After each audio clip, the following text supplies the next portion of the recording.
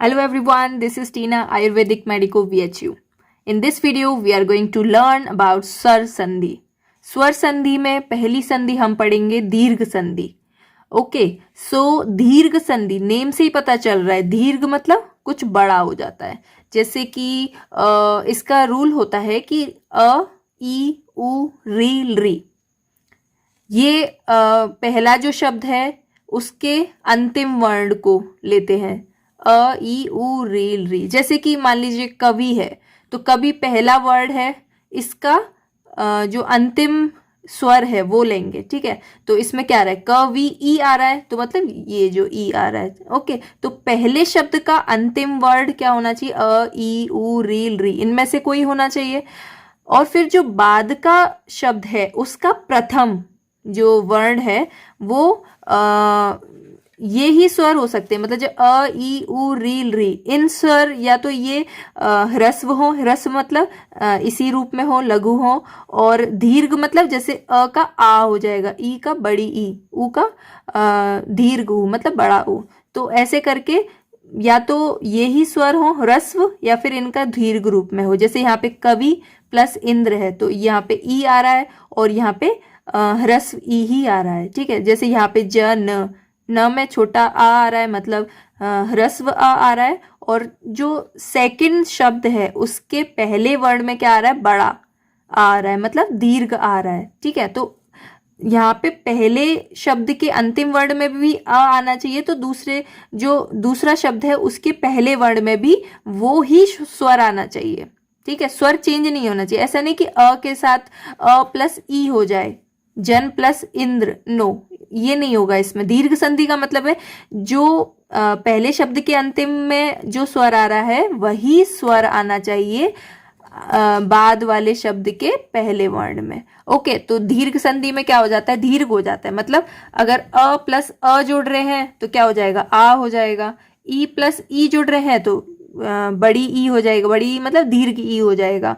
और उ प्लस उ जोड़ रहे हैं तो फिर दीर्घ उ हो जाता है. और री प्लस री जोड़ रहे हैं तो क्या हो जाता है, री हो जाता है. ओके, सो इसलिए इसको क्या बोलते हैं, नेम से ही पता चल रहा है दीर्घ संधि मतलब इनका दीर्घ रूप हो जाता है. ठीक है, और ये कब होता है, जब सेम जो स्वर है वो आपस में मिलते हैं. मतलब कवि में ई प्लस ई मिलना चाहिए. ठीक है, तो एग्जाम्पल देख लेते हैं. जैसे कवि प्लस इंद्र, तो क्या हो जाएगा, कवि इंद्र. ई प्लस ई, इसका जो ई है कवि का ई और इंद्र का ई, ये दोनों मिलके क्या हो जाएंगे, कवींद्र, मतलब दीर्घ ई हो गया, है ना, कैपिटल ई जिसको बोल सकते हैं. जन और आंतिकम, तो जन का न में आ रहा है और आंतिकम में आ रहा है. ठीक है, तो ये क्या हो जाएगा, जनांतिकम. ठीक है, दीर्घ आ हो जाएगा.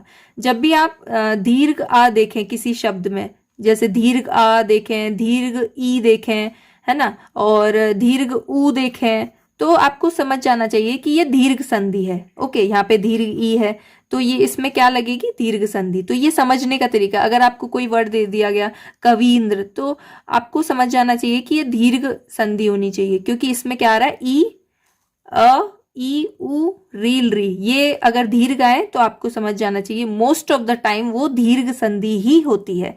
The next example is Guru plus उपदेश. ओके, सो इसमें क्या आ रहा है, गुरु में उ और इधर भी उ, तो उ प्लस उ क्या हो जाएगा, दीर्घ उ, है ना.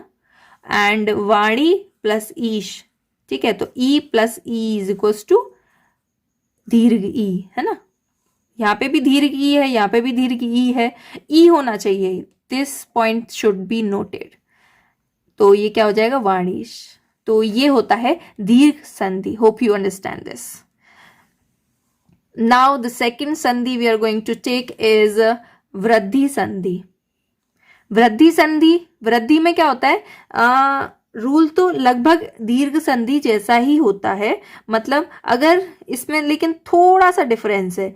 अगर रूल्स पढ़ लेते हैं अपन, अ या फिर आ के बाद, मतलब पहला जो शब्द है उसके अंतिम में अगर आ रहा है, जैसे दे व में जो स्वर होता है ना वो अ होता है. दे व जो लिखा हुआ है, अगर नीचे हलंत नहीं लगा तो ये स्वर क्या होता है, अ होता है इसमें, ठीक है। अ प्लस आ अगर हो पहले शब्द के अंतिम में और बाद वाले शब्द, ठीक है, जैसे ये बाद वाले शब्द के स्टार्टिंग में क्या हो, ए या आई हो तो क्या हो जाएगा, आई हो जाएगा।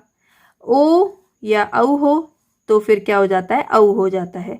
फॉर एग्जाम्पल अगर देव प्लस ऐश्वर्यम है तो देव का अ आ रहा है इसमें पीछे, देव, ठीक है, तो अ होता ही है इसमें, बट ऑब्वियस अपन को मान लेना चाहिए, क्योंकि अगर ये देव ऐसे लिखा होता देव, ठीक है, अगर इसके नीचे हलंत लगा है इसका मतलब क्या है, ये आधा व है, इसमें अ ऐड नहीं है। अगर ये ऐसे लिखा है देव तो इसके अंदर क्या है, व, मतलब इसका मतलब होता है व प्लस अ, तो इसके अंदर क्या है, अ है। ओके, सो देव का अ ले लेंगे, ठीक है। अ या आ के बाद ए या ए हो, इसमें क्या हो रहा है, आई है, तो इसका मतलब क्या है, अ प्लस आई क्या हो जाएगा, देवई, मतलब दीर्घ आई आ गया है ना, दीर्घ ए आ गया मतलब आई आ गया। Hope you understand this. And the second example is दिव, दिव का अ, ठीक है, इसमें भी अ आएगा और इसमें ओकस का ओ, ठीक है, तो अ प्लस ओ, अ प्लस ओ तो क्या हो जाएगा, दीर्घ ओ हो जाएगा, मतलब औ हो जाएगा, तो दिवौ का सह, ठीक है, तो यहाँ पे क्या हो गया, दिवौ का सह। This is simple. अगर आपको कोई शब्द दे रखा है, ठीक है, तो अपन मतलब रिकॉग्नाइज कैसे करेंगे कि दीर्घ संधि लगेगी या वृद्धि संधि लगेगी, तो दिस इज सिंपल।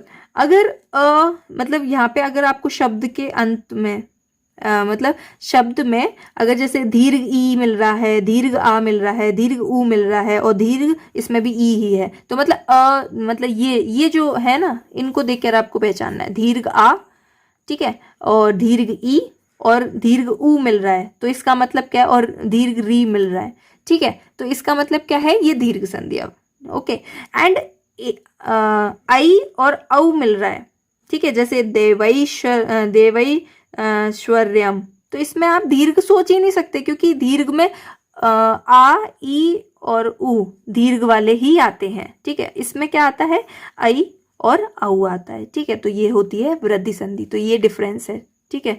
तो ये आपको थोड़ा सा ध्यान में रखना है संधि विच्छेद करते समय।